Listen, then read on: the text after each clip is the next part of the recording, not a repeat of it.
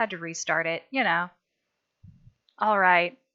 Hello and welcome to Regenerative Revolution. This is Jacki Saorsail, and I am here with Joan and Lauren, and we are talking about their Hotlum Eco-Regeneration Camp in Hotlum, California, on the slopes of Mount Shasta. It's a beautiful, gorgeous property that they are restoring and turning into a campsite where people can come out and learn how to regenerate a fire ecology, because it's a woodland mostly, and we are working on their business model for how to sustain this. And we've been working on this for some time. So I've got our, oh no, I think when I restarted it, it's not showing it. Let me show you the document that I'm working on, which is the Regenerative Enterprise Design Workbook. There it is, right underneath me. So we're going through this workbook, and I'm asking them questions. And then I'm using the answers to fill out this business model canvas, which I sent to you guys after the last session. Did you have a chance to look at that? We have been very busy with our multiple projects, and so we were a little behind on our homework. Okay, that's fine. So I'm just showing it to the audience. So yeah, I'm taking their answers and I'm filling this out, which has just like short answers, bullet points of the various aspects of their business plan. And this is a 7-page document. And this is meant to be a living document that they could update throughout the course of their organization's life and use as a tool to ensure that what they are doing is working. You could kind of go through this systematically and ask yourself, is this value proposition really meeting our customers' pains and desires? And you could run experiments. You could ask yourself, do we really understand our market? Is this information on our market research still accurate? Do we need to look at that again? That sort of thing. Just having it all in one place in a very concise manner, so you can keep tabs on what your organization is doing in a way that you can kind of all have a conversation about it. So today we are talking about your financial goals. We've previously talked about your purpose and vision, your value proposition, your market and delivery strategies. And so now we are at financial goals. So I'm just trying to get clear on, your business model, the aspect of what it is that you're creating and selling and how you're going to make money at that. And then next we'll go into talking more about like incorporation structures and governance models and that sort of thing. So let's just check in really quick. How are you guys doing? You first, Jonathan. We're good. We're a little bit tired. We've been doing multiple projects. We have a tiny house on an 800-acre organic cattle ranch and forest property in Colorado, and we've been working on a deck there. And Lauren's been running her river company, which is the River's Path, a canoe company here in Colorado, and that's been challenging with COVID. And so in the process, we are heading back to Hotlum, and we bought a cab over camper for our truck, and that's been another project. But we are now ready to travel and do some more scouting on rivers and head back to Hotlum to work on our forest management plan. Awesome. We're excited about that. Yeah, I'm good. It's been challenging just trying to balance out all the things we're doing here. But the camper just arrived. Like we had some tie downs installed, and so it's now here as of last night. And so we're starting to move in. And I'm calling it now we can be turtles. Nice. Really goes for the hermit crab, because you can take it off. And Lauren used to have a lot of hermit crabs when she was a child. I did. So. Nice. Anyway, that's cool. Yeah. So I'm doing good. Just been a lot going on because I'm working full time and I'm working on my master's degree and I'm doing this, and my daughter just started school this week online, so I've been like helping her get set up to do this online schooling from home. Yeah, so just a lot. So jumping on here, just all right, here we are. We're doing this. All right. So first question: what are your financial goals for the organization in the next year? Wow, that's a really challenging one because we kind of have had a 10-year plan, which is now down to 8.5 years. Okay. And so we haven't broken it down year by year so much. I think what we would like to do is to generate some income beyond grants. We've already received about $8,000 in grants, got a few small donations. But these are things that are completely spoken for. They're not really income. They're going toward particular projects like our forest management plan, which is an expensive proposition to hire a professional registered forester, but this is absolutely necessary for any project on timber production zone land. So I think one of the things that we've learned, and luckily we've learned it before we purchased our property, is, what are our entitlements?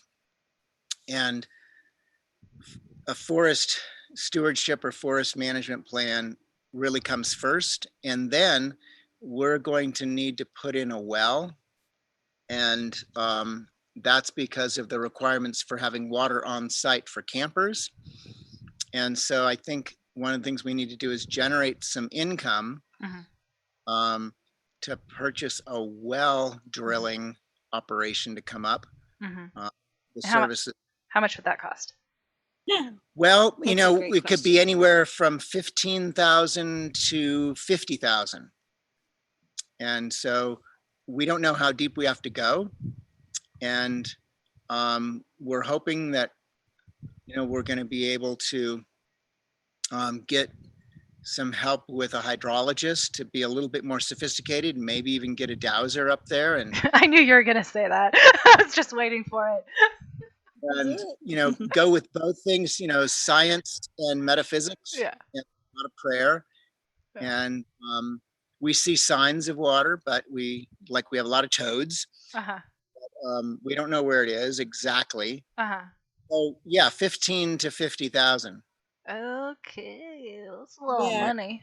And that may or may not include, at some point there's also trenching and lines to be put in, and depending on where we put in infrastructure, like where we want to have the garden and such. So those are details about the project that we don't know yet. And again, I think our philosophy is to do things incrementally as we can, rather than try to have all the money up front to do the biggest thing. We're trying to just first things first and grow things incrementally as we can without incurring any more debt. So yeah, that's one of the things that we would like to see if we can fund within the next, I'd say 9 months. Okay. Is the well. And with COVID, that's become increasingly difficult. Yeah. I'd like to add some to that. So as far as our next year of our plan, for sure the well has to happen before we can really expand. But with this forest management plan, that's going to open up the possibility of receiving other grants. There are others that we're in line for, that having this forest management plan might expedite that process to be able to start to actually do work on the land and be able to pay ourselves for it. So that's our hope was to be able to actually pay ourselves through grants for doing some fire mitigation work this winter. And now we're having to kind of refigure that. And because I'm not sure if that's going to happen. I still have my fingers crossed that maybe NRCS will come through once we had the forest management plan. But anyway, so she just used an acronym. The National Resource Conservation Service is a really important service for anybody who's trying to do something agricultural, and forest projects are considered agricultural. And so I just think, anybody who wants to do a project where they're going to be trying to restore soil or trying to plant trees or trying to deal with water issues on their property should be in touch with the National Resource Conservation Service. It's part of the Department of Agriculture, and they're in every single county. Yeah, the natural resource, I believe. I think it's Natural Resource Conservation Service. But anyway, Yeah, Natural Resource Conservation Service. It's a federal program to help private landowners do restoration work on their land. They do a lot of work with farmers, which is important for your audience. Totally. Cool. Okay. So you need a well. It's going to cost tens of thousands of dollars. And what else in the next year do you need money for?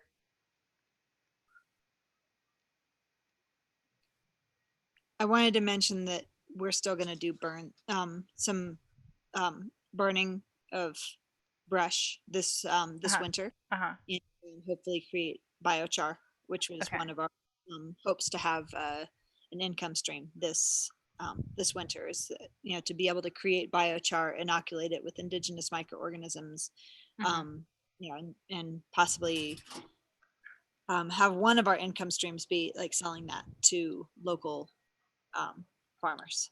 So we will be producing biochar, which will be one of our products. Yeah. Okay. So I mean, this is all under the next question, which I'm putting the notes down there too. The next question is about your sources of revenue. But this one, I'm looking more for your goals for income. So for this year, that $50,000 up to that. Is there anything else that you need to raise money for this year? Well, there's lots we need or say want to raise money for, but because we have some multiple streams of income, I think that the first and foremost thing, if we're going to be linear about this, is we want to get that well in place. Okay. So to this, you're going to what? I'm going to add one more piece to this. If there is some way that we can actually have some funding to support ourselves this winter, then we can actually work on the land this winter. So we need income. Yeah.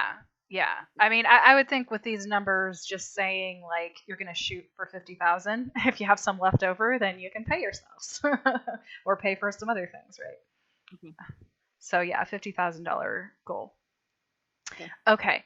And then, do you have any 3 to 5 year kind of goals? What else do you need to do in that kind of time frame?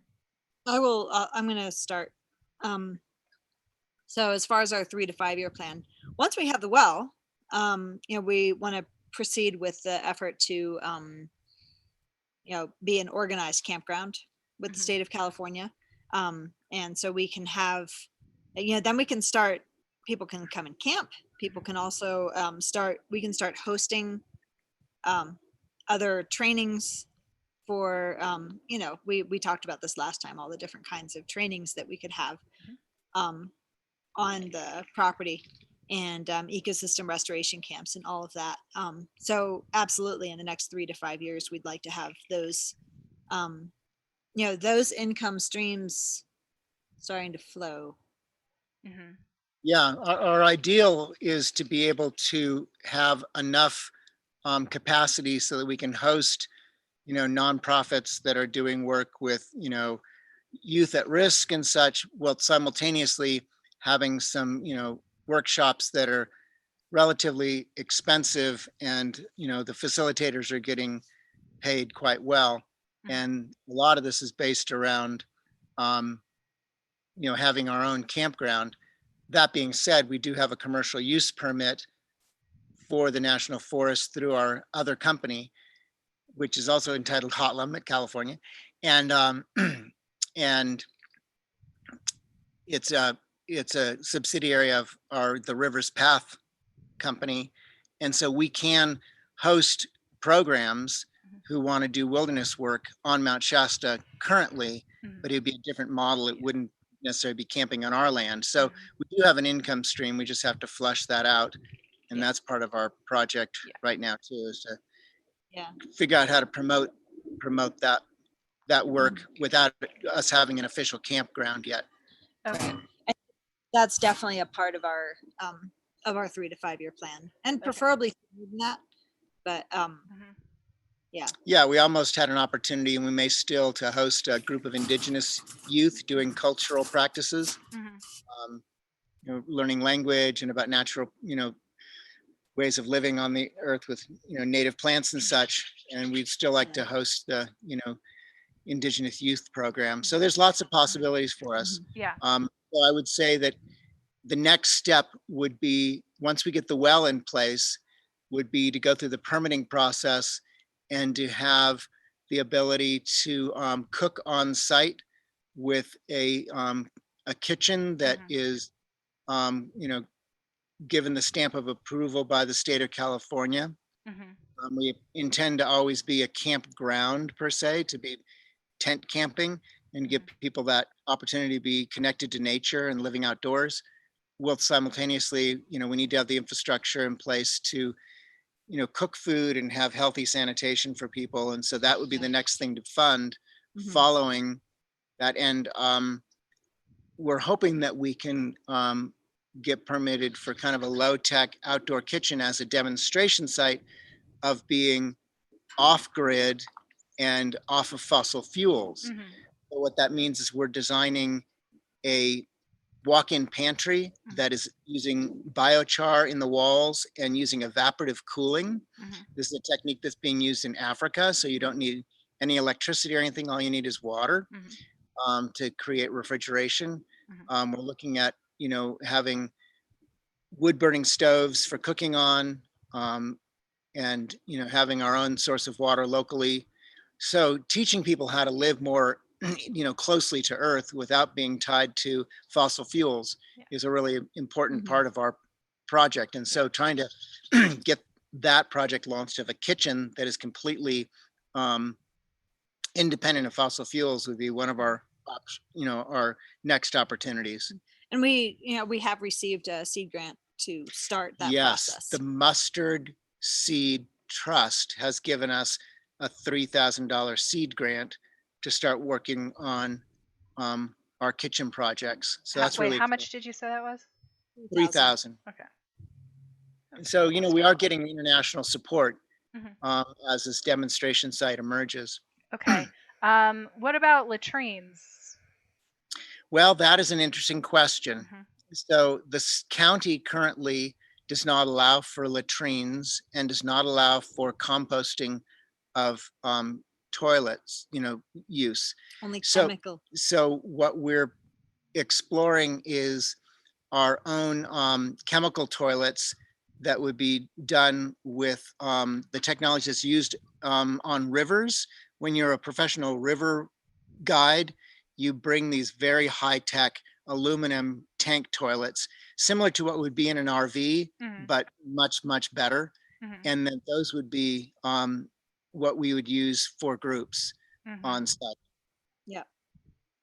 Okay. Eventually, we would like to work with the county to make it possible to do composting toilets, but for now we have a plan that's pretty inexpensive and wouldn't require us to hire a company to come in and remove composting toilets. Or I'm sorry, chemical toilets. Yeah. Right. Yeah. I mean, the other thing that the county wants is pit and gravel septic systems. Right. We're trying to not go that direction in our design right now. But again, we'll be working with architects like Mark Lakeman in Portland, Oregon, to help us design a full system throughout the northern 40 acres of the property. Cool. And then the upper 80 plus acres of the property is pretty much wilderness. Yeah, totally.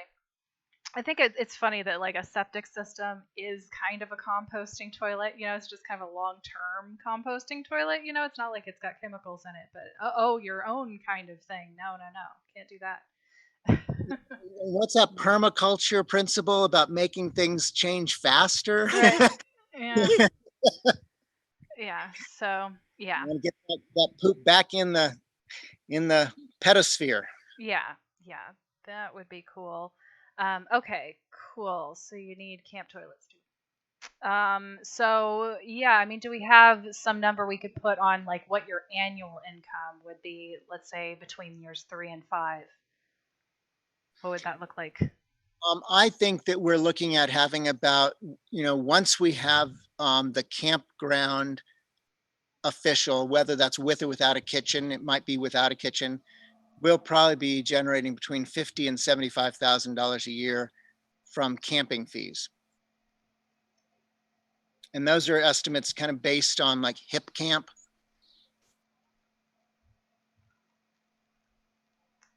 And that's just from camping fees, not Yeah. other programs? Right, exactly. So then, if we're hosting events, then depending on the way that the event is structured, let's say somebody wants to do a social forestry and permaculture design course combined. So it's a permaculture design course that's focused on restoring a woodland ecosystem rather than agriculture, and we were hosting that. It might be a fee for service. And so then, the organization doing that PDC would then, permaculture design course, would then, pay us a small fee for being on site for the duration of the camp, maybe 3 weeks. So I mean, really any program like that, even if you offered it yourselves, you would probably account for the amount that's going to you as an individual, and then you would also account for the amount that's going to the camp, right? So like what you think total you would bring in for the camp from programs like that per year in 3 to 5 years? I was saying initially we're estimating maybe $50,000 to $75,000 a year. Oh, that's including the programs? Oh no, not including. Well, I think Lauren can probably speak to that better because she has a model that she uses on the river's path. Okay, I'm gonna jump in here. The issue with having these estimates is so much in the air. There's so much marketing. There's so much even determining how many campsites we want to have. It's really hard to just like, it's like we're just pulling a number up. Be like, right. But let's get back to, rather than the complication. Let me just ask you a question, Lauren. Yeah. So let's say we have 25 campers, and based on the River's Path model, where the facilitators are getting a cut, if people are paying, say, $1,000 for a week-long camp where they're being trained in some modality, there's some profit there at 25 campers. That's $25,000 for the week, correct? That's gross. And then there might be a net profit of that of, say, yeah, I have to do the math. I got a calculator too. Well, and only a percentage of that would be considered like camping fees. Again, you'd have to pay, yourselves or whoever is leading the programming, and I think you should account for that separately. So, I mean, let's say the camp was making like $20 per person per night just for the camping part of it, and then you've got like maybe 20 people out there. Yeah, the way we do it on the river, and Lauren can speak better to this than I, is the river's a venue for us, and Hotlum's a venue. So on the river, the co-facilitators are given the fee that they request based on the number of participants that are on the river trip, and based on that we do a kind of it's an all-included price. The food and the transportation to and from the river, all the equipment, the facilitation of the trip and the guiding of the trip is an all-included price, somewhere around $2,000 for one of our overnight river trips. That week long, 9 days, 47 miles of river. And so if we have, say, 20 participants paying $2,000 a piece, it does add up. Right. Okay, so I'm trying to get a word in here, so I'm going to get a word in. Yeah, go please. Okay. Please just. So I'm trying to ask you the question. Yeah. Okay. So, that 50 to 75,000 that Jonathan's talking about, there's a lot of things that it depends on. Number one, it depends on how many campsites are we going to have, what size groups are we going to have, how many groups are we going to have? Mhm. How is it, are people going to be just coming and camping, or are they only coming to camp when there are programs? What is the difference in fee with that? There's just a lot of pieces. So any number that we talk about is just pulling a number out, because what I'm saying is we don't know how, like, what the format of the camping is going to be. But it doesn't matter though, because I just did the math, and to make what you just said, to make between 50 and 75K, you would need to charge about $20 per person per night. You'd have 20 campers 3 nights a week. That would be enough to make that much. Is that year round or seasonal? That's year round, so it would be on average 20 campers 3 nights a week. 3 nights a week. Okay. So I've done it at kind of a 6-month window, where most campers are going to be coming not during the winter months, but during the summer months. Sure. So you'd have more at that time.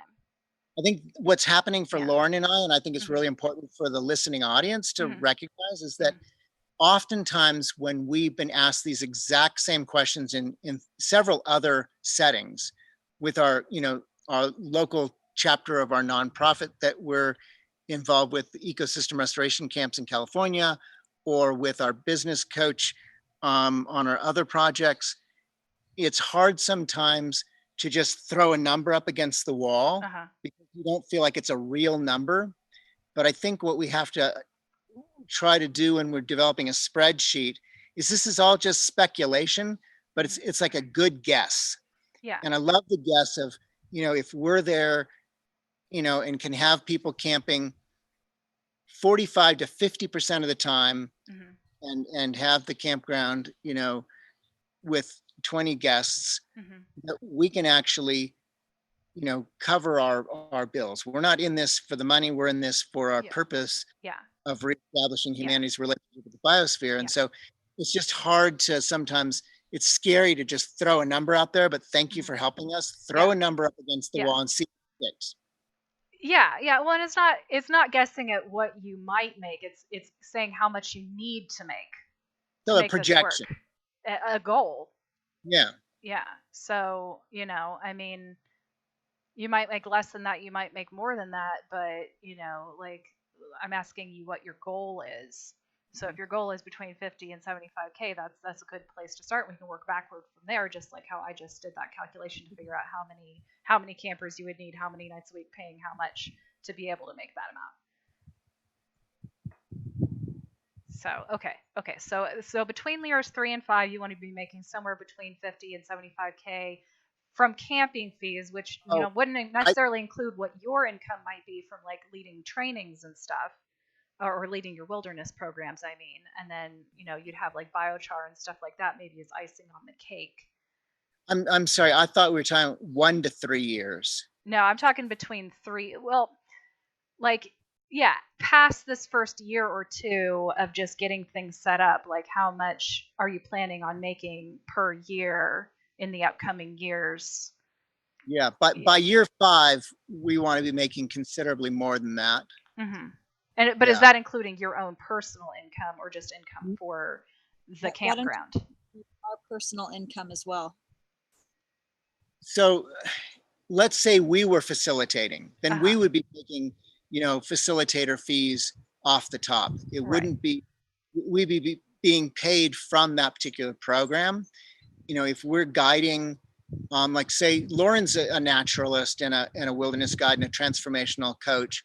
And so if she was leading a women's, rite of passage in the wilderness there, that might be completely separate income for, say, 4 days in the wilderness. But when they're camping 2 days before and 2 days after, that would be at Hotlum, but then they'd be up in the wilderness, and that would be completely separate. Yeah. So those kind of fees would be, a separate income. Obviously, Lauren has another business that she runs in 2 other states. So I would like to, she asked a very specific question about what our income is, and I asked it too. So I'm wondering, like, what our, and this is financial goals. Again, I'm not asking you to do the math on, like, how much this program is going to cost and how much that program is going to cost. I'm saying, how much do you want to make next year, and how much do you want to make 3 years from now? Right. And so what I'm suggesting is that, Hotlum as an entity needs to cover its expenses. Yeah, which we said between 50 and 75K maybe. Within the next 3 years. It Right. needs to be. But then you personally, like, so let's go through each of these one at a time then. Okay, so for this year, I mean, it sounds like you've got some other income streams going on right now, so maybe you don't need to make a lot We of do. income right now, but ideally, and I'm specifically talking about Hotlum, I'm not talking about on the river's path. So if you need to make money this year from operations on Hotlum, what's that amount? And then we'll also ask it for 3 years from now. Yeah, I want to acknowledge that this is really hard to do Yeah. online, Uh-huh. streaming. Uh-huh. That this, very emotional, things to talk about. We're not taught culturally to openly talk about our income. A lot of people hide their income. Mhm. I've worked with some of the wealthiest people in the world, and I've worked with some of the most struggling people on the streets, and done that purposefully in my life, in my career. And money's always a taboo topic. Mhm. So I do think that Lauren and I both, really would like to be making in the range of $75,000 a piece, which doesn't sound like a whole lot of money, but we've downscaled our lifestyle, so that we have, an ability to do the work that we're passionate about. We don't have big house payments. We don't have big car payments. We don't have a expensive lifestyle because we live very, small footprint and off the grid. So our income can be relatively low. And simultaneously, we want to be able to support the kind of projects and things that we want to support. And so, to be realistic about retirement and things, I think if the two of us were making $75,000 a year Each. we saving for our retirement, which is already, kind of in place because we downsized already. Yeah. Part of it's in.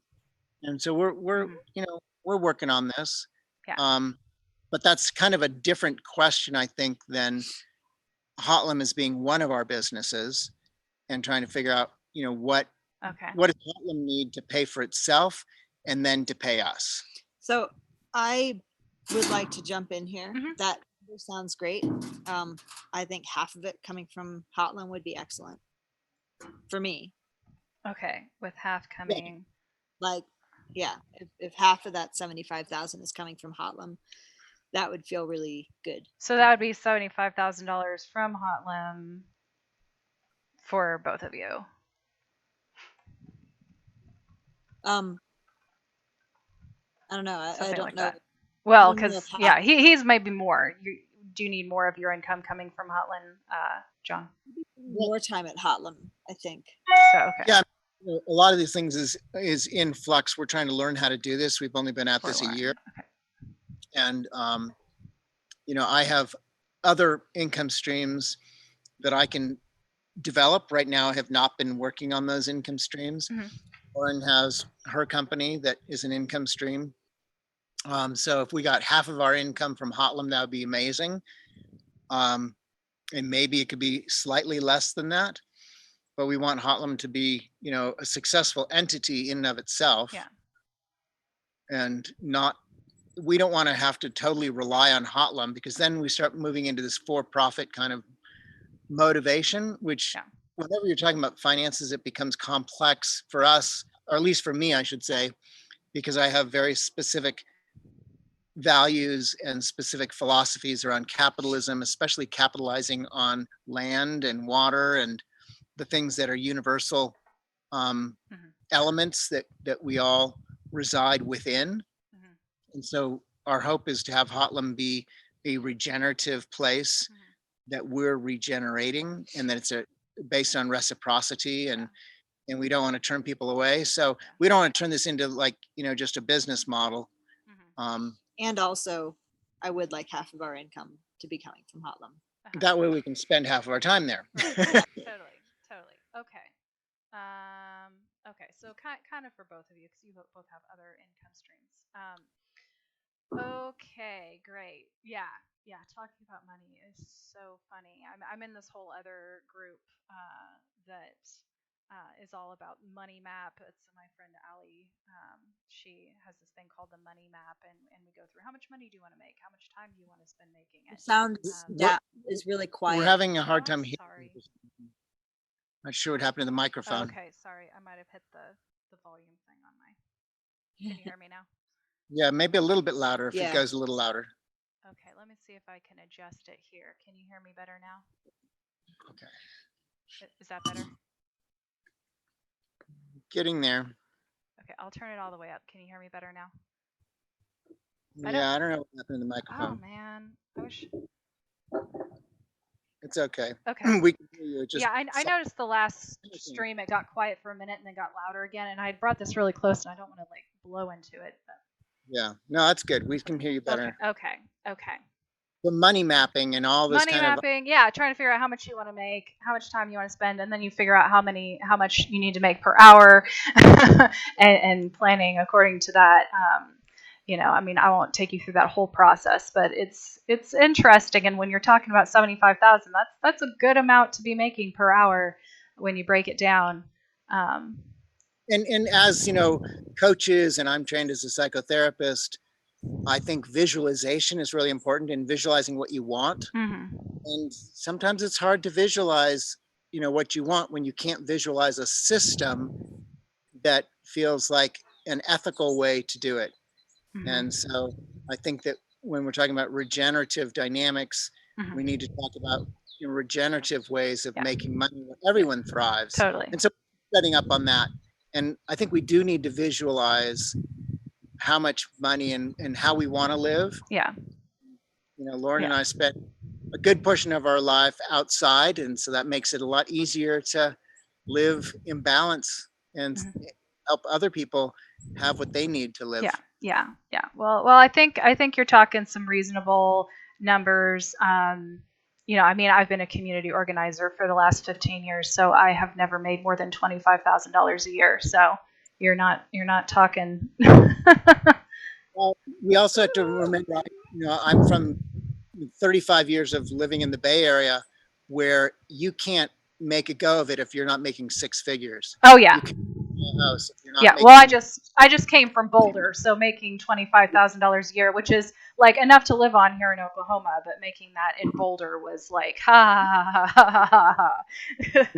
not enough. And honestly, that's been much closer to what my income has been. So Jonathan says 75. I'm like, yeah, that'd be awesome.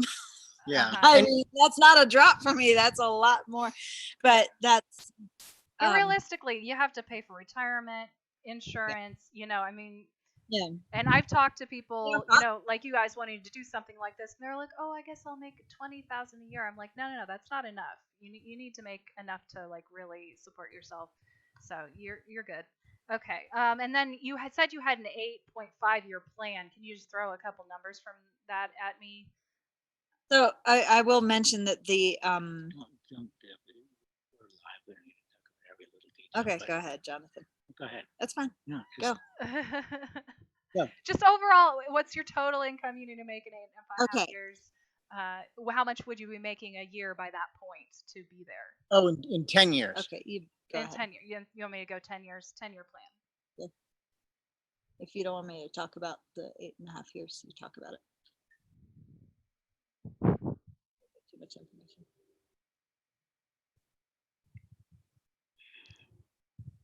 So yeah, our hope is to have Hotlum be completely free and clear in about at least 8 years, and after that point, we'll be able to support staff to be at Hotlum, and so. I mean, again, I'm Lauren and I, really don't know how to talk about a lot of this stuff online. So I think that's where a lot of this challenge is coming from. Yeah. We're trying to be transparent, and at the same time, it's awkward. We would love to be able to support, staff people, in our different businesses, rather than us having to be, doing everything. Right, sure. And so, I would imagine that, a $50,000 salary in Siskiyou County for being, the main person managing the camp year round, and then, we would both be, receiving an income and such. So the camp would need to be generating several $100,000 a year. Thinking of it kind of like a hotel or a venue, like an events venue, a convention center. It just happens to be one that is a natural setting rather than a lot of buildings. All right, right. I think maybe this sparks an idea for me of maybe I need to look at what do convention centers make. I just came across a venue in Mendocino County that was looking for someone to like kind of be a manager of their land. It's like a retreat center, and it was a $50,000 a year job. So what is it gonna? Some people say we should have a cook, full-time cook. That's another $50,000, $100,000, and then you have to add on top of that workers' comp and insurance and all the benefits. It gets complicated. So that's where we're trying to come up with an alternative business model where people actually have a vested interest in Hotlum, and that it's more of a collective, and that's where the entity formation becomes complex. Are we partially vested in it? Or are we 100% the only ones invested in this vision of Hotlum? We'd like it to be more people. Yeah. So I guess I'm suggesting that at some point we're going to have to be making $250,000 to just pay for staffing and expenses at Hotlum. Okay, that is a perfectly fine goal. Lauren, do you agree? $250,000 a year income in 10 years sounds reasonable. Okay. I just want a idea. Are we talking a $10 million project? Are we talking a $200,000? Like where are we at? Okay. So moving on to the next question, we're talking. Let me just make sure I covered everything. Yeah. Okay. And then how much do you want to make personally? We did talk about that. And yeah, it sounds like $75,000 a year. I do have on this question though, minimum and ideally. Is there another number? Like, is the 75,000 your ideal income? Is there a minimum income where if you're not making that, you're going to have to consider some other options? I would say that's probably the minimum, and then ideal would probably be twice that. So, I agree with Lauren, and we're sitting in an economic climate right now, which looks like the economy is going to be radically shifting in a very few months. So we don't know what the economy is going to look like in 10 years. Right. And we're trying to prepare for that. We're trying to have a lot of sovereignty, whether that's food sovereignty or water sovereignty or power sovereignty. Sure. We're trying to prepare for being more regenerative and to live in deeper sense of, localization. Yeah. That being said, if we were going to use today's numbers, yeah, Lauren and I would, need to retire on, some funds that would require us to be making, 6 figures a piece in this current climate. Ideally. Okay, cool. That's fine. Yeah, I mean that would help us for retirement and all that. Okay, got it. Okay, so the next question is talking about your possible sources of investment and revenue. So just listing them. So we already started. So you've got grants for doing your forest management. You've got biochar. You've got your wilderness programs. You've got camping. And here's where I put down that little calculation that I did. Hosting events. Did you already say that? Yeah, events and workshops. Events and workshops. Okay. Yeah, go ahead. Social forestry. We believe that there is a way to live in balance with the forest and to tend the forest and produce products, in the nurturance of the forest. Yeah. We obviously are going to have to reduce biomass and sequester carbon and restore the health of the soil and the aquifer in the area. And so we're imagining that we're going to be able to, learn how to do that at Hotlum, train people to do that, Mm-hmm. and to develop new stewardship practices for forestry in our bioregion. Yeah. So revenue streams. So you're talking about. It's a form of forestry, but I don't want people to get the impression on this online that we're talking about, forestry as in commercial, harvesting and Yeah. monocropping. We're Yeah. talking about a very different, more traditional ecological knowledge-based Mm-hmm. method, social forestry. Yeah. We're tending on the property. Yeah.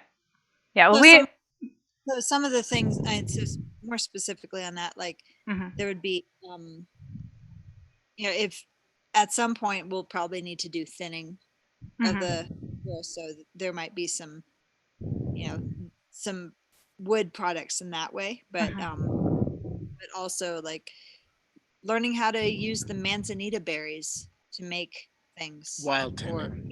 like wild tending, and that's that sort of thing as well. Okay. I know a company in Alaska that makes spruce tip ale. Mm-hmm. We've Cool. got fir, and Yeah. really make fir tip ale, Yeah. or just Local things like that. medicinal herbs. Yeah. Mm-hmm. We have friends who are herbalists who are interested in doing herbal classes, Yeah. but we can also make Yeah. herbal products. Okay, yeah. Well, I just put down wood and other natural products. So I mean, we've only got like 10 minutes left, so I'm trying to Yeah. get through this. So Wild tending really rings true.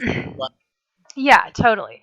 And yeah, the audience knows. Like, you've got your project description on the screen here that's telling people what the project's about. So we don't need to repeat that over and over again.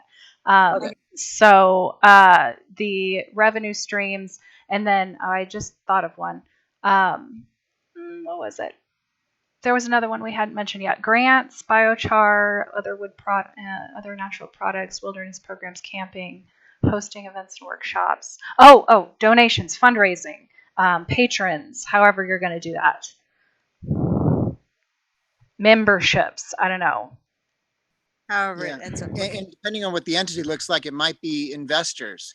In other words, there may be people who want to be shareholders at some level, Mm-hmm. either sweat equity or investment funds. And that's why we're looking into, social purpose corporation. Mm-hmm. Mm-hmm. So holding shares. And what would they just get? Kind of like if somebody was an investor, would they get discounts? Would they get some time just spend out there without paying camping fees? Like, what would somebody get? Why would somebody want to be an investor in this?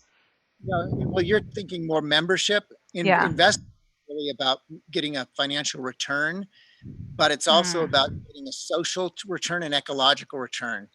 Right. So investing in ecological function is one of the things that we're in a deep conversation with John Liu about. And how do people want to invest in ecological function? Yeah. So that may be what they're getting, as well as getting some, financial return. It may not have the kind of return as investing in, something that's more, predatory or extractive. The other option, could be that people, have a sweat equity earning, and it's like a cooperative where in the social forestry, for example, or the wild tending, they're part of the business, similar to a co-op. Yeah. I tend to go to co-ops in my head because that's how my head works. So yeah, I tend to think of investors as members and not necessarily somebody who's like never going to go there and just invested in it for the financial return.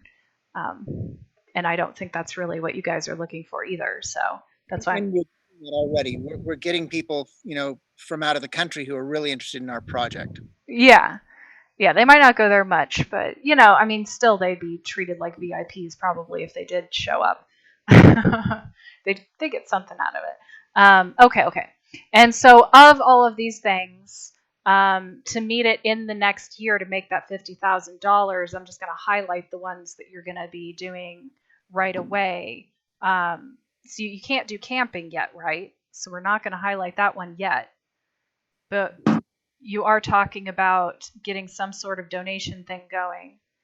Part of it. Biochar. And then I think that some of the and maybe some manzanita products. We're thinking about, developing products with the manzanita. and I think that some of the other I think the donations and grants are going to be part of where that income's coming from in the first couple of years. Okay. So, but that's not going to cover the well, though. So it's kind of like the grants are already spoken for. Be possible. That, that some of the donations may go toward the well. I don't know yet. Well, the donations, sure. I was saying the grants, because the grants are specifically for doing forest management, right? And that wouldn't include the well. It seems like that's kind of another category of like with our financial projections right now, our goals, we're talking about making that $50,000. So you're talking about selling some products, collecting some donations, or having some sort of a membership or patronage system. And then you were going to try to do at least one eco-restoration camp thing, right, in the fall or spring. Yeah, we're trying to figure out what's possible around that now, given COVID. We had one planned for April, and so if we did something, it would be incredibly small, because of COVID. Yeah. So we're kind of in a stall out, and I think many companies are really trying to figure out how do they, manage in the next year.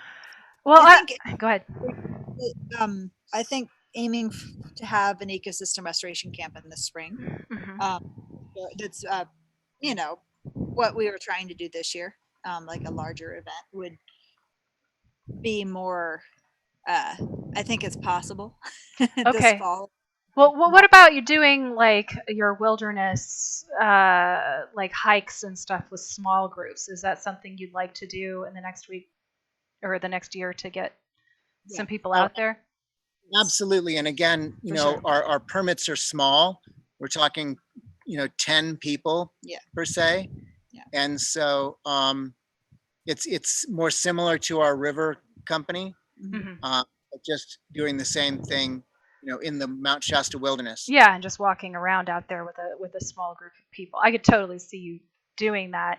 And if you're doing it, I think at the same time as like bringing on patrons and members, those things could go hand in hand. You bring somebody out there and then get them to sign up for a membership, or you get people to sign up for a membership saying if you come out in the next year, you'll get a free hike or something. Yeah, that's a great suggestion. Sure. And then are you currently looking for investors and sweat equity investors? Yes. Definitely the sweat equity investors, because we want this to be, a community project. And certainly if someone came to us and said that they wanted to, invest in having a camp like ours, we would entertain that conversation and be wholeheartedly interested. Yeah. Okay. I think we can get through the rest of this pretty quickly. So, your expenses, we kind of already did. So you're looking at 15 to 50K for a well. Do you have an estimate on that kitchen total expense? Probably around 25,000. We also have an ongoing expense of approximately 36,000 a year of just overhead. 36,000. And we're kind of assuming some of that responsibility ourselves, kind of acting as if it's a second home or something. Okay, those are your yearly expenses. Yeah, that's kind of a good approximation of Yeah. current yearly expenses. Mm-hmm. Okay. And then do you have any like per unit, per sale expenses, processing fees, or anything like that? Not at this time. We might eventually, But probably pretty small. Um, well, once we get, some kind of a recurring, let's say somebody wants to sponsor a tree or wants to, be a member of some sort, or if we're doing events, um, there would be a processing fee through our online, order taking that we have. Yeah. And what that fee, that's how much percentage? It comes out to about 6%. So it's about 6% off the top for processing. Yeah. If we were to For- use the same booking system that I have for the Rivers. Yeah, and we may or may not, and then if we were at some point to, utilize something like Hip Camp or something like that, they would have a fee. Yeah, But- but it's pretty small because you're mostly a service company. Although, if you were selling products like your biochar, you've got mailing, you got to get it to where it's going, right? So you've got to pay for shipping and handling. Yeah, and it may be we have to separate those two companies. One would be a products company and one would be a venue company. Possibly, maybe not. But yeah, do you have a kind of off the cuff estimate of what percentage of the cost of your products you'd have to spend on shipping and handling or other inputs? Well, I think that we could, if somebody's going to be purchasing something, then I assume, most companies just have the purchaser pay for shipping. So I don't know Right. that would be, It wouldn't be included. I don't know that would be an overhead that we'd be. Yeah. If somebody wanted to order a ton of biochar and we were to truck it to them, depending on They'd have to pay for it probably. volume would be different. We would probably deliver ourselves if they were already a ton of biochar. If they want a boutique 1 pound bag, or we're retailing it, that's different than wholesaling it. Yeah. So you've got to put it in something. I mean, I'm just trying to estimate kind of a rough percentage for something that you're wild crafting. You're not having to pay for the materials, but except that you might have to pay for some of the materials. If you're inoculating biochar with IMO, you're going to have to buy rice to get the culture started for the IMO, at least if you're doing the Korean natural farming, method, packaging. But still, I'm guessing it's going to be like 10% of the cost of the item is. Yeah, there you go. Let's put a number like that down. Sure. Yeah. Because it's just hard to really determine the exact amount. I just don't know. Yeah, that sounds fine. And then there's, fees like professional services fees that we have to calculate. And that's going to be a little bit more for sure. Say, attorneys or business coaches or, bookkeeping. Those are professional service fees that we have to calculate in. And like our forester is covered with this grant, but there will be other experts that, expert consultants that we'll need to reach out to as we, as we expand some of these. Yeah. Different. Do you have a rough estimate on what that's going to cost? So what I can say is that we have the grant for almost 5,000 for the forest management plan. But that's so just that gives for writing the plan. I know, it's not but for managing. well, no, yeah, but what I'm saying is that gives us a rough estimate. That's how much it is for writing the plan. So I don't know what his hourly fee is, but that gives an idea. If that's what the writing the plan costs, then the management of that, is going to be it's going to be significantly more than that. I just, a lot of these numbers, I just don't have enough information to be For able to sure. Yeah, I mean, you're looking. Yeah, I mean, I'm guessing somewhere around 20 to 50,000 once all is said and done with incorporation for the next few years of financial services hiring other people to help you with your planning. Tens of thousands of dollars, I'm thinking. Yes, that's reasonable. I'm going to say 20 to 50K. Okay. Alrighty then. Okay, moving on.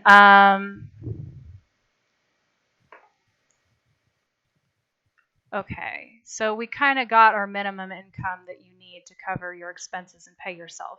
And then we talked a little bit about charging like $20 per night per person for camping, which could be taken out of the fees that they're spending for their program or whatnot. But like the campground kind of needs to be making that to make that 50 to 75K that we were talking about. And that's just a rough estimate, but for camping. And it's a very low estimate given what the, average California campground kind of costs. For sure.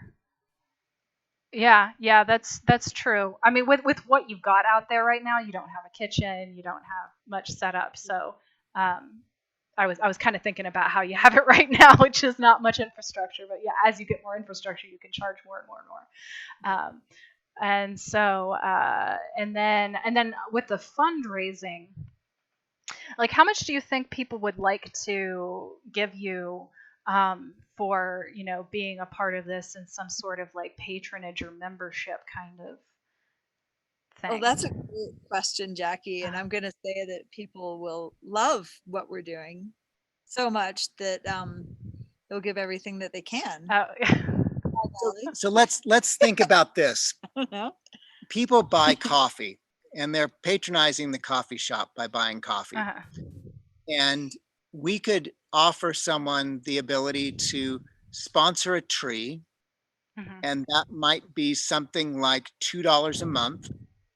And they're going to sponsor the care and ongoing nurturance of that tree, because what we know is that mature trees are sequestering more carbon than just planting a tree, and most trees that are planted die. So you want to keep the trees that you got alive. So if we have 10,000 trees and we have people paying $2 per tree per month. Yeah, you got some money. That's great. And then a higher level might be something like, what do you think, like $20 a month that might then get them to be able to come out there and do a tour with you once a year or something? Have a patron weekend where all the patrons get to come together and talk about, how they are saving the planet. For a patron weekend. Well, I think that there's, there's a lot of different levels of donors, but yeah. In our, we're hoping to also reach out to larger donors that might want to support particular projects like the well or contribution for our kitchen or for some of these different infrastructure pieces. Do you think those would be like kind of one-time donations, like somebody's like, here, have $10,000? I think that there'll be some of that. Yeah, we're already receiving interest. Yeah. For those kind of grants. Maybe somebody wants to actually sponsor an event for youth, let's say. Yeah. And we bring youth up. We have friends that run youth programs. Like to have donors who would like to sponsor a specific event for a particular population. I really like the idea of sponsorships, especially if you're having events. That makes total sense. And yeah, I think somewhere between $1,000 and $10,000 for a sponsorship of an individual or an organization that they'd be put on the program as a sponsor or something. Sounds totally reasonable. Great. Yeah. Yeah. Okay. Cool. I was trying to get kind of per person numbers. Just a reminder to the listening audience, one of our entitlements on the land is environmental education. We are all about environmental education. Yeah. Yeah, totally. So, okay, hold on. Let me just do some math really quick, because we were talking about having 20 people out there 3 days a week on average for a year. That's around 3,000 people per year coming out and staying on the land. Does that make sense to you guys? Yeah, sure. Average. I mean, some of those folks would be maybe staying for maybe 3,000 people We're nights. averaging it. Okay, You know. okay, okay. Yeah. Because sometimes, people might come and stay for a month or stay for 3 weeks or Yeah. stay for So maybe 1,000 people. maybe. Yeah, the way it's done in the I would say commercial that. world is like, you do it by people nights. Mhm. And that's Yeah. an important estimate for us to have for lots of different reasons. Yeah, they call them user days. User days, For User the days. for the commercial use commercial permits. for commercial Okay, use. okay, cool. So I would So say user days. 3,000 user days Yeah. on at Hotlum, but that would probably I would say maybe I'd say 1,000 people would be a reasonable That's guess. what I'm trying to get. Okay, cool. And then with the sponsorships, I mean, yeah, you could build up to having 10,000 sponsors or something. But maybe just I'm kind of looking in the next couple of years. So I'm guessing you could get a few thousand patrons in the next couple of years. What do you think? Yeah, Yeah, absolutely. that seems reasonable. Yeah. Especially when the patrons can come to Hotlum and have a Mhm. deep experience of connection. Yeah.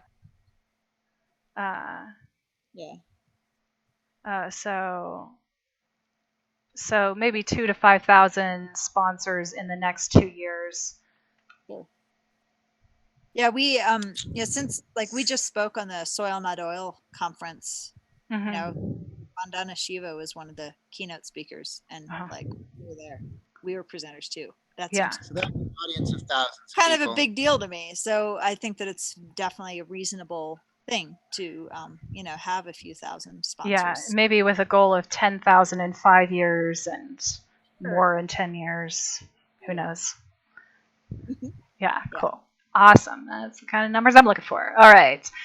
So what systems do you need to put in place to start making this money right away? Like, you guys are going out to California. So what's the first thing you're going to have to do so that you can start making some money? We're working on our forest management plan. We're meeting with an ecologist and a forester this month to get that in place. We're mapping the land. Lauren is literally counting all the trees, mapping them. We're counting stumps and we're taking pictures. So and that's to get more grant money, right? Specifically. Well, but it's also about measuring how we're doing with stewarding this land. Well, yeah, but we're talking about money right now. So but in order to measure things financially, you have to measure them in other ways too. Yeah, we have to know where we are now. So how many cups of coffee are you going to sell? Well, how many beans do you have? So we're measuring our beans. So if we're, if somebody's going to be, sponsoring a tree, like I've got a picture of the tree that we can send saying, this is your tree. And they can and then I can send updates of how that tree is doing. So it really is setting us up to be able to, to be able to have that specific relationship with, between sponsors and trees. And then also for our grant efforts and our restoration efforts and all of that, just to intimately know each place. So the other thing we have to do is we have to work on our digital resources and our ability to distribute this information. So if we have pictures, we need to be able to, have people access those. So we've been working with some drone pilots and photographers and videographers, and we're now in discussion with a web development consortium, kind of a cooperative. And so we're going to be, basically, producing digital assets. And so that's one of the next things we need to do is to develop some digital assets. Pictures, and that's drone footage, website, probably putting that together into some videos. Yeah. And those digital assets to enable people to make donations and then have the financial infrastructure behind it. And that then leads us to infrastructure. Not infrastructure, entity development. Who are they donating to? Yeah. Okay. Okay. You got quiet again. She's typing. Sorry. I know. I don't know what's going on with the volume dropping off all of a sudden. Okay. So Yeah. So, I mean, you need to make these digital resources for your fundraising and also for like selling tours and stuff. Yeah. And then the forest management plan is to get more grants to measure the materials you have available for making products and to count for the trees that you either already have that people could sponsor or like how many trees you're going to plant, that sort of thing. Yeah. Okay, cool. Yeah. And again, our plan is to nurture the trees that are existing first. Sure. We won't be planting trees for a year or two. Right. You need to account for what all, yeah. We need to make sure that the trees that we have survive. That makes sense. Okay. And then, yeah. So are you going to do anything as far as setting up your, that eco restoration camp or getting people out there to do wilderness tours at this point?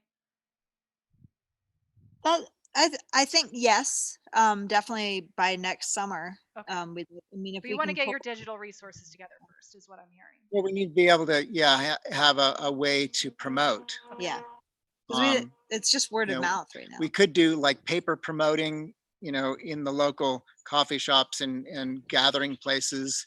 Mhm. Yeah. Yeah. But yeah, we want to have a good website to follow up. Yeah. Okay, that totally makes sense. Okay, so okay, I got that. And then yeah, you're not really looking at getting any customers at first. So We're looking at networking. So Mhm. we've Yeah. been networking for, a year now. Mhm. And so, we're inviting movers and shakers, from around the globe to come and to, brainstorm with us and interact with us. And we've had some amazing visitors, Yeah. from all over Yeah. the world, but, most importantly, Pacific Northwest. We've had some amazing visitors who've walked the property with us. Okay, so you said you were looking for sweat equity investors, so like inviting people to be involved in some sort of sweat equity sort of way. Is Well, that something you'd be doing right away? I think a lot of what we've been doing is just, I mean, yes, sweat equity for sure, but also just building our network of interested parties, whether it's sweat equity or spreading, or people that are well networked that might bring groups or Okay. people that But just invest. word of mouth, word of mouth. Yeah. Okay. Yeah. We're working with facilitators and trainers Mhm. and experts in restoration work that have all come to the property Okay. and walked the property with us. Right. Yeah. And it sounds like, and as you're doing this, you can kind of be testing, how eager people are to become involved and how you can pitch this. And one of your homework things was to have an elevator pitch, which you could just be testing during this time. Maybe when you're talking to people. Yeah. Like, what part of this do you mention first? That sort of thing. Right now, it's even beyond that. I mean, people are coming to the land and filming us and videos about us. Sure. We're looking to do podcasts.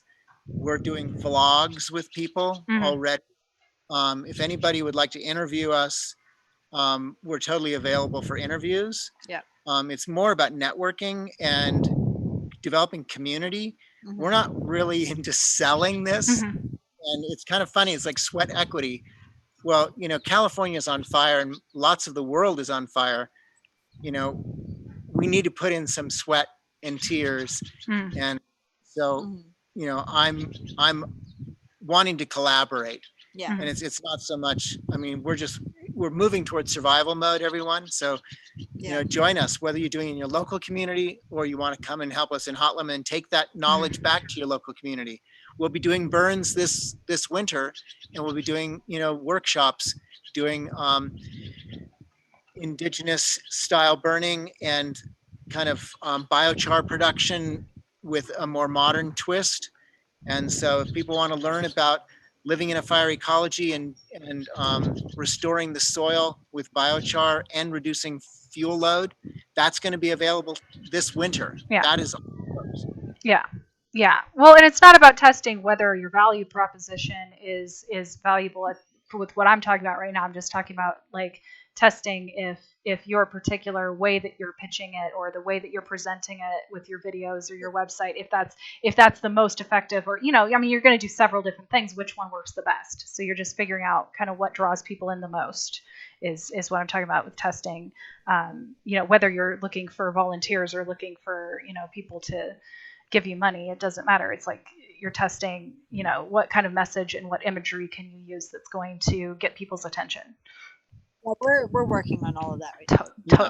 Totally. So yeah, and that's where I think the bloggers and the photographers and the people who are writing about us is helpful. Yeah. They're putting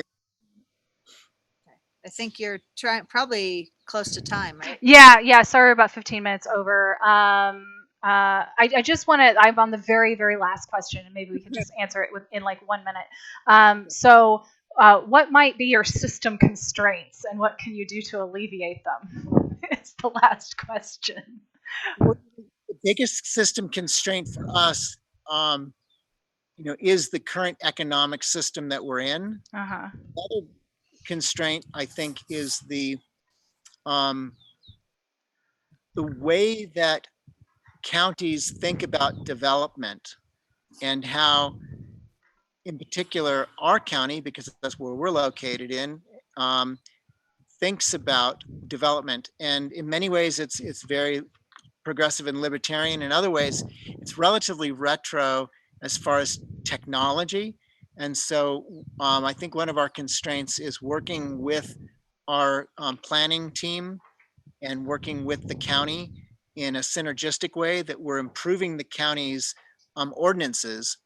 And so that's one of our constraints, is the county ordinances and perhaps the state ordinances, so that we can do things in a more balanced way in harmony with nature. And I'm also going to say the biggest constraint that I see right now is the pandemic.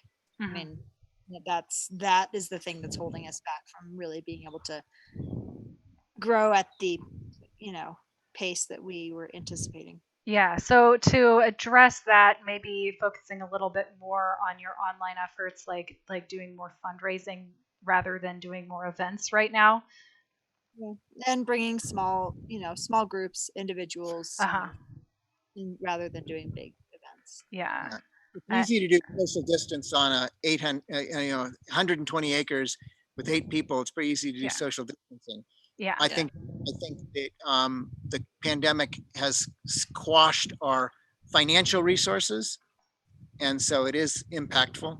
Mm-hmm. Yeah. Mm-hmm. Cool. But you both have a lot of time to devote to this, it sounds like. I mean, is there anything with like your skills or expertise that you feel like is a systems constraint, where maybe you need more help with something like marketing or anything? I would say that as there are some skills like, building a website, and yeah, of course, there's, we're not experts in marketing by any means. But I think there is a time constraint too, because, I'm having to split we're both having to split our time, with focusing on the River's Path, my other business, trying to, have an income.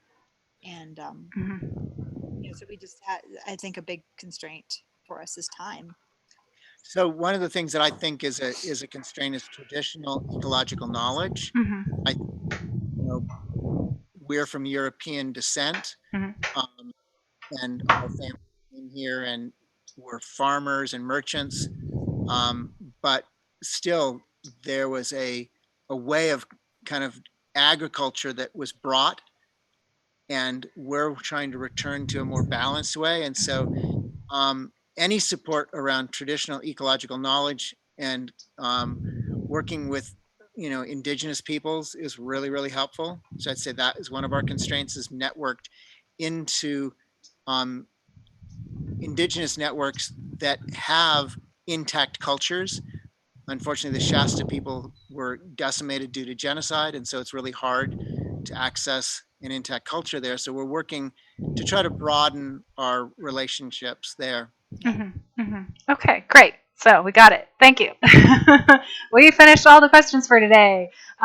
So yeah, I have some numbers to work with, and when we talk in the future about your organizational structure, and we talk about investors and that sort of thing, we'll have something to work on, to work from with that.